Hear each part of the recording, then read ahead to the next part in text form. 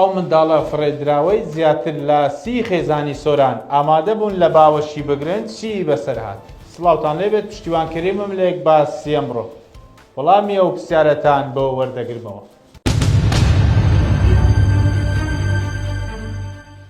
بەلا مەلحەم محەممەد کارجێڕی لە قیسۆرانی یەکێتی زانایان لە ڕووی شەرعەوە قسە لەسەر فڕێدانی منداڵ دەکات و دەڵێت دوو حاڵەت هەیە. یەکەم فڕێ دەدات بەڵام نایکوژێت، یەکەم گوناهێکی گەورەیە و دووەمیش بە قەتل لە ژمار دەکرێت.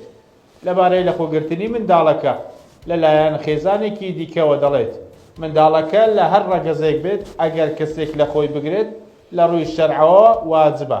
ئەمە عایدی حاکمە گەر کەسێک ئەم کارە بکات، خێرێکی گەورەشە، بەڵام نابێتە منداڵی ئەو کەسەی کە هەڵی دەگرێتەوە.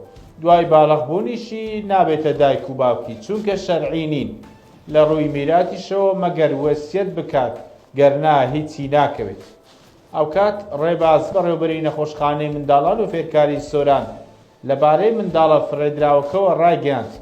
لە 2 هەفتەی ڕابردوو منداڵێکی تەمەن 2 تا 3 ڕۆژە لە ڕەگەز کچ لە نێو بازاڕی سۆران فڕێدرا بوو، هێنراوەتەوە نەخۆشخانە و پشکنینی بۆ کراوە. نزیکەی 2 هەفتە لە نەخۆشخانە مایەوە. دواتر بە بڕیاری دادوەر گواسترایەوە بۆ هەولێر و بە مەبەستی چاودێریکردنی.